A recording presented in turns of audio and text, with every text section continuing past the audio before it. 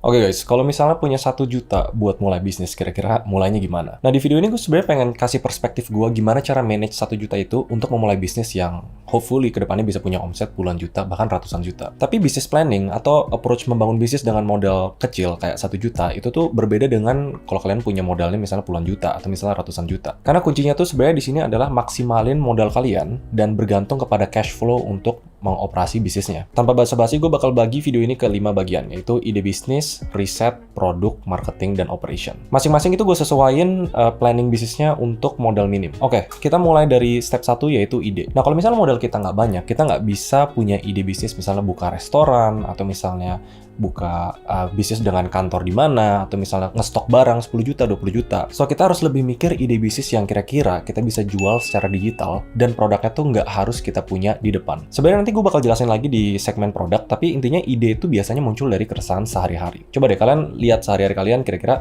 apa sih yang kalian passionate, apa sih yang dulu kalian pernah jualan. Biasanya as simple as lihat makanan favorit kalian sehari-hari apa, atau misalnya hal yang paling sering kalian beli setiap hari apa. Sebenarnya kita nggak usah limit idenya harus kecil, tapi ide besar, misalnya buka restoran, itu tuh bisa di breakdown ke ide yang jauh lebih kecil, yaitu mungkin masak di dapur sendiri, terus jualannya melalui online. Sebenarnya segmen 1 tuh cuma intro doang, kita nggak nutup diri, misalnya bisnisnya harus kecil banget, tapi idenya itu biasanya yang paling realistis kalau kita mau lakuin dengan modal kecil adalah yang di dekat sehari-hari kita. Nah, segmen kedua itu riset. Jadi, karena kita punya modal kecil, kita nggak bisa semena-mena langsung bikin produk trial and error sebanyak mungkin gitu. Nah, jadi ada 2 bagian dari riset pasar. Ini juga di buku Quick Start Guide yang kemarin gue pakai untuk social project, yaitu pertama kalian riset pasar, dan kalian kedua adalah riset kompetitor. Jadi apa bedanya riset pasar sama riset kompetitor? Riset pasar tuh kalian ngelihat, misalnya kalian punya ide bikin basreng gitu, misalnya bakso goreng untuk bisnis kalian. Kalian as simple as lihat, kira-kira di sekitar kalian ada nggak sih yang mau beli bakso goreng? Kira-kira orang suka nggak sih beli bakso goreng? Atau misalnya lihat aja di GoFood sama GrabFood, ada nggak sih orang yang jualan bakso goreng di daerah kalian? Riset pasar kalau misalnya mau lebih dalam tuh tujuannya biar kita bisa berlihat, ini bisnis bisa kejual nggak sih? Ada orang nggak sih yang mau beli? Kalau misalnya bingung, as simple as kalian tanya calon customer kalian gitu, misalnya dari teman kalian atau kayak orang-orang dari sekolah kalian atau kuliah kalian. Kalau misalnya responnya mostly positif, oh mau beli nih, oke, next step yaitu riset kompetitor. Riset kompetitor tuh harusnya straightforward ya, jadi kalian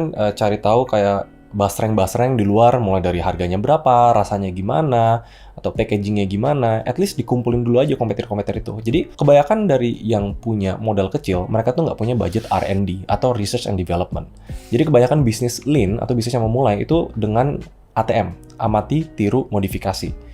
Jadi dilihat aja kira-kira kompetitor lain yang ngejual basreng yang laku banget itu kenapa? Apakah rasanya, packagingnya gitu. Jadi masih tahu dulu nih marketnya sebelum kita even planning ke 3 aspek selanjutnya. Oke, setelah step ini tuh kalian punya gambaran lah kira-kira oke, ide ini bakal works atau enggak. Nah, sekarang yang susah nih. 1 juta kalau di planning ke trifecta planning. Itu bahasa gue sendiri ya. Jadi di bisnis itu biar simple, gue ada trifecta planning. Yaitu cuma produk, marketing, dan operation.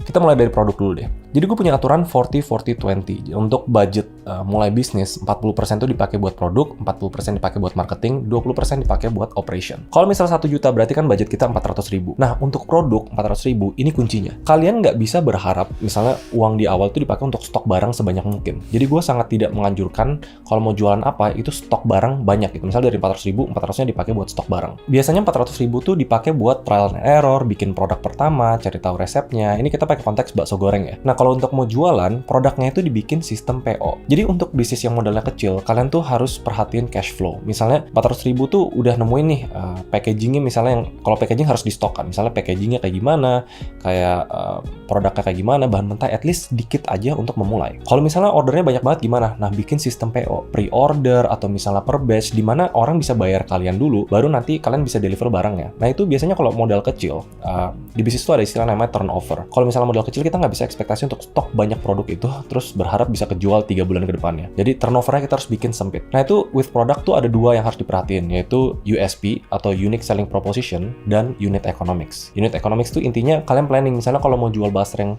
harganya 5.000, modalnya berapa? Kira-kira baksonya berapa, gorengnya berapa, packagingnya berapa. Make sure kalian tuh punya margin yang sehat. Margin itu misalnya kalian jual 5.000, modal per basrengnya mungkin 3.000 atau 2.000 gitu, atau 4.000 gitu. Tapi kalau sebisa mungkin marginnya gede gede, tapi harganya tetap kompetitif. Kan sebelumnya kalian udah research competition kan. Nah, biasa setelah planning produk ini kalian udah kebayang nih, oh kira-kira produk box ranknya gini, kira-kira packagingnya, idenya begini, kira-kira harga-harganya tuh begini gitu. So, modal di awal tuh kebanyakan pasti dipakai buat riset atau nggak stok barang mungkin cuma 5 atau 10 doang, which is fine, karena kalian bisa jual PO base atau batch base. Nah, poin kedua tuh yang tricky. Kebanyakan orang kira kalau misalnya punya budget, misalnya 400.000, langsung dipakai buat promosi. Jadi marketing tuh ada dua, menurut gue fondasi sama distribusi. Nah, kalau misalnya punya budget kecil, gue sangat nggak saranin kita fokus ke distribusi. Misalnya 400.000 semuanya dipakai buat Instagram Ads, misalnya 400.000 dipakai buat influencer atau gimana, itu gue sangat nggak saranin sebenarnya. Karena kalau misalnya kita punya bisnis online, atau misalnya bisnis dengan modal kecil yang harus bergantung sama online, lebih penting tuh fondasinya.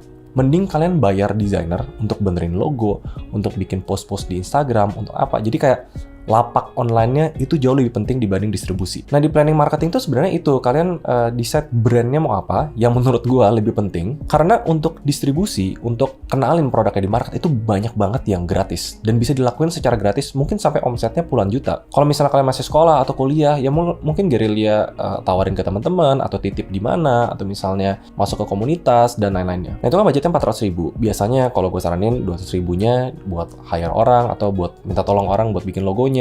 Make sure online-nya tuh bagus, karena orang kan bakal beli dari sana. Terus sisanya pakai distribution platform yang gratis, kayak community marketing, kayak post di Instagram, minta teman buat repost, atau kayak, nah itu banyak sebenarnya. Nah, terus yang terakhir tuh sebenarnya 20% operation. Operation tuh apa sih gitu? Operation tuh kalau di awal-awal gue as simple as dana darurat sebenarnya. Jadi kedepannya tuh nanti dipakai buat logistik sama accounting biasanya. Ini kunci penting banget kalau misalnya memang kalian nggak punya basis finance. Sebenarnya kan pencatatan keuangan tuh penting banget, apalagi kalau di awal-awal. Let's say kita udah ketemu nih ya, idenya Basreng, kita mau jual 5.000, kita mau bikin PO base karena nggak punya banyak modal, kita udah hire desainer nih untuk bikin logonya bagus. Terus pas kita distribusi, kita tawarin, ternyata orang mau. Oh, di PO dapat 10 PO. Dan itu semua harus dicatat. Karena kunci dari running a business dengan modal kecil, lean, kalian sangat bergantung dengan namanya cash flow. Jadi kalau misalnya ada duit masuk dari PO, baru kalian beli bahannya, kalian bikin, terus nanti profitnya kan kesimpan tuh. Kayak labanya misalnya sisa 200.000 atau sisa 500.000. Nah, 500.000 itu baru bisa dipikirin lagi untuk diulang lagi. Ngestok barang, atau misalnya improve produknya, dan selanjutnya. Nanti lama-lama tuh dia bakal snowball sendiri. Selama setiap PO, setiap batch tuh kalian berkembang terus. Kalian fokus channel-channel distribusi baru, dan lain-lain. Jadi itu sih gambaran besar gimana cara business planning dengan modal 1 juta. Ini personal, ini nggak ada teori dimanapun. Kalau gue sendiri suka 40-40-20. Produk fokus di USP sama unit economics, dan jangan ngestok barang. Menurut gue bikin PO base, atau misalnya kayak dropshipping. Nah, kalau untuk marketing, menurut gue lebih penting pondasi online dibanding distribusi, kalau misalnya budgetnya kecil. Jadi make sure kayak Instagramnya bagus, make sure kayak desain, misalnya brosurnya bagus, kalau misalnya mau pakai brosur, dan sisanya fokus distribusiin melalui channel-channel gratis. Dan terakhir, operation, catat keuangan. As simple as that. Terus nanti kalian lihat tuh, cash flow-nya, atau pemasukan pengeluaran tiap bulan. Yang bulan ini pemasukannya oke, terus dapat profit, dipakai buat pengeluaran bulan depan untuk stok barang dan lain-lain. Jadi sebenarnya bisa nggak bikin bisnis dengan modal 1 juta? Menurut gue bisa banget. Kalau misalnya gue disuruh ngulang untuk bikin bisnis pakai 1 juta, menurut gue bisa. Lebih susah? Yes. Lebih lama? Yes. Cuma ya, we make do with what we have. Tapi semoga perspektif ini tuh bisa ngasih gambaran ke kalian how to run a business dengan modal 1 juta. Gue sih berharap banget modal kecil itu bukan jadi hambatan orang untuk memulai bisnis. Kalau misalnya kalian emang beneran mau, go for it, gue support. Nanti feel free untuk komen ide kalian di kolom di bawah. I guess I'll see you guys in the next video. Good luck untuk bisnisnya.